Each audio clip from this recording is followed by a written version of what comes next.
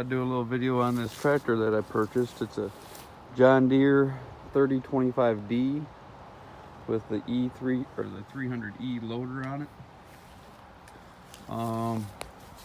It's 25 horse or 24 horse if you look on tractordata.com. Seems to be a pretty good little tractor. I've got about 15 hours, 16 hours on it. Haven't been able to use the PTO yet because I don't have a implement to be able to try it out with. So with this loader on here, it'll pick up 1,186 pounds at the pin to full height and 1,670 pounds 24 inches off of the rear 3-point. It's got 8-speed forward, or 8 gears forward, 8 gears reverse. Seems to be a pretty good little tractor from the little bit of use I've got out of it so far. Here's the lever to engage the PTO. Here's your selection for high, low, or A, neutral, and B. Down here's the lever to engage the 4-wheel drive. Got your clutch pedal. Over here you've got your differential lock, and then you've got your gear selector for 1 through 4, whether you're in high or low. This here's for your 3-point to raise and lower it. It's got a cup holder, which is a great little thing to have. It's got a little compartment here on this left fender to be able to store stuff in. Got your forward and reverse right here on the dash. It seems to be in a real convenient location for switching from forward to reverse.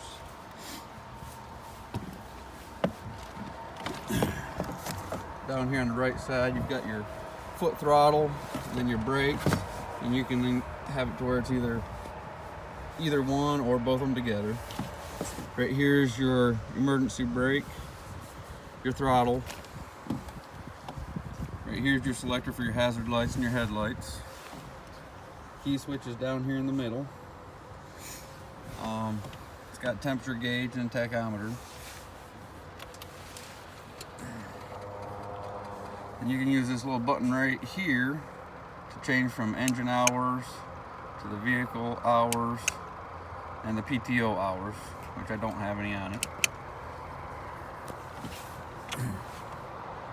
Your controls for your loader. It does have the ROPS bar on it, and it's really easy to flip down. You just pull these pins out on both sides. Flips down really easy, not a whole lot of effort there. Does have this little bracket here to be able to hold that third link up, right here. I guess some people consider it to be a downfall or whatever, but right there's the fuel level gauge instead of being on the dash, which I don't think is too awful bad. I'm normally turning around looking at stuff anyways. To be able to access the engine, I'm cheating. Instead of having a tool, I just grab the key. You got this little spot right here. I just take that key and just push it in there. Allows you to be able to get in here to remove the side panels if you need to. Coolant's easy to access. Batteries right down there. Here on the right side of the tractor, you've got the dipstick for the engine oil. You've got your fuel water separator or filter.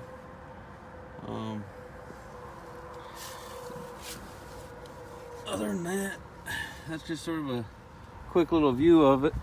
I haven't, like I said, haven't gotten to do a whole lot with it. A little bit of loader work, and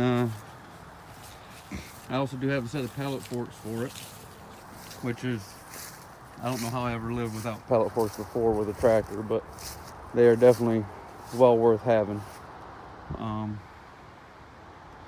Little contraption on the back I built with a cherry picker. A lot of automotive mechanics use them for pulling engines. I had this one sitting around the house and hadn't used it in quite a few years, so I decided to be able to attach it to the tractor. Put a little part on there so that I could put a receiver hitch in there, and makes it really easy to hook up to a trailer and without having to have a help or having to move it around. You can just back right up to it, lift it right up. So I guess here in the next couple weeks, I've got a buddy of mine's got a couple 3-point implements that I'm going to try out on this thing and see if this thing will be able to pull them. Being only 25 horse, you know, I'm sort of skeptical on what it will do, but there's always a way to find out. So when I get them implements, I'm going to try them out and sort of see what we can get this tractor to do. See what's too much for it.